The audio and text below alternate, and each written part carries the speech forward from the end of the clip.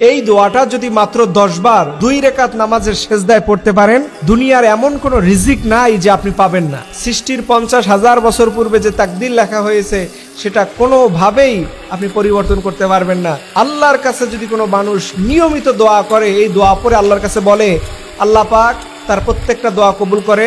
যেখান থেকে আল্লাহ তাআলা কলম উঠিয়ে নিয়েছিল সেখানে আল্লাহ তাআলা নতুন করে কলম দিয়ে লিখে তার ভাগ্য বৃদ্ধি করে দেয়। দুনিয়ার মধ্যে এমন কোনো চাওয়া পাওয়া নাই যে আল্লাহ তাআলা কবুল করবে না। আপনি যা চাইবেন আল্লাহ তাআলা সেটা আপনার হাতের কাছে এনে দিবে। এটা আমার কথা নয়, নবীজির হাদিস থেকে প্রমাণিত। তিরমিজির হাদিসের মধ্যে এসেছে, আল্লাহর নবী বলেছেন, যাদের রিস্কে অভাব আছে, যাদের চাকরি হচ্ছে না, চাকরি হলেও স্যালারি বাড়তেছে না, যাদের অভাব অনটন সংসার থেকে দূর হচ্ছে না, একের পর এক ঋণ হয়ে যাচ্ছেন, আল্লাহ নবী বলছেন নামাজের সেজদার মধ্যে আল্লাহর কাছে চাও। কারণ যখন বান্দা সেজদা দিচ্ছে আল্লাহ তাআলা তার প্রিয় হয়ে যায়। এখন আপনি দোয়াটা কেমন করে করবেন? কোনো বান্দা যদি 2 রাকাত নামাজের সেজদার মধ্যে দোয়া কবুল হয়, আমরা শুধু সেজদায় পড়ি সুবহান রাব্বিল আলা, এছাড়া অন্য কোনো দোয়া পড়ি না।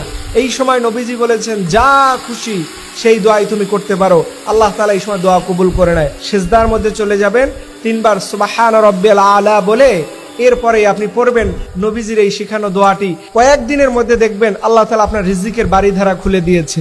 রিজিক শুধু আসতেই থাকবে, আপনি গুণে শেষ করতে পারবেন না। এটা নিজের জীবন থেকে প্রমাণিত এবং স্পেসিফিক যারা আমল করেছে তারা সবাই বলেছে যে এই দোয়াটার কার্যকারিতা খুবই দ্রুত হয়ে থাকে। আপনি পড়বেন তিরমিজির এই হাদিসটা, নবীজি বলেছেন, আল্লাহুম্মা ইকফিনি বিহালালিকা আন হারামিক ওয়া আগনিনি বিফাদলিকা আম্মান সাওয়াক। এই দোয়াটা পড়েন, জীবনে দেখবেন কেমন করে রিজিক আসতে পারে। এরপর অনেকে বলবেন, হুজুর এই দোয়া তো কত করি কাজ হচ্ছে না। মনে রাখবেন, এই দুনিয়াতে আল্লাহ তাআলা আপনাকে যেটা দিবে না সেটা পরকালে দিবে, পরকালে যেটা দিবে না সেটা দুনিয়াতে দিবে। কোন বান্দাকে কখন কোন সময় দিলে ভালো হয় এটা আল্লাহ সবচেয়ে ভালো জানেন।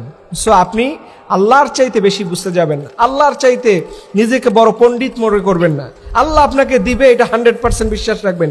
এই ইয়াকিন এবং ইরাদা নিয়ে যারাই আল্লাহর কাছে বলতে পারবে তাদের দোয়া 100% কবুল হয়ে যাবে। নবীজির হাদিস, এটাকে অস্বীকার করলে, এটার প্রতি দুর্বল ঈমান থাকলে ঈমান থাকবে না, কুফরি হয়ে যাবে। নবীজি বলেছেন 100% হবে, ইনশাআল্লাহ হবেই। আমি এর বাস্তব উদাহরণ। অনেক আমল করি, এখনো করি, নিয়মিত করি এবং ফ্যামিলির মানুষদের শিখাই, তোমরা এই দোয়াটা করবা। চাকরি করার দরকার নাই, স্ত্রী ঘরে বসে স্বামীর জন্য এই দোয়াটা করলে ওই স্বামীর ইনকাম, রুজি রোজগারের মধ্যে বরকত হয়ে যায়। যেই ঘরের স্বামী বাহিরে কাজ করে, স্ত্রী ঘরে বসে কোরআন তেলাওয়াত করে, তাসবিহ তাহলিল, জিকির আজকার, নবীজির শেখানো দোয়াগুলো আমল করবে, আল্লাহ তাআলা ওই ঘরের মধ্যে রিজিকের ব্যবস্থা করে দেয়।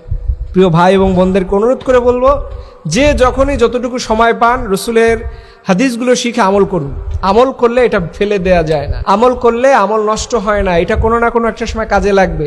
আজকে চাইছেন তো পান নাই, আল্লাহ বলে চাইতে থাক, তোর ডাকটা আমার ভাল লাগে, সব সময় চাইতে থাকবি, আমি আল্লাহ তাআলা দিয়ে দেব। রব্বুল আলামিন যেন আমাদের আল্লাহর কাছে চাওয়ার মতো তৌফিক দান করে। সকলে আমিন।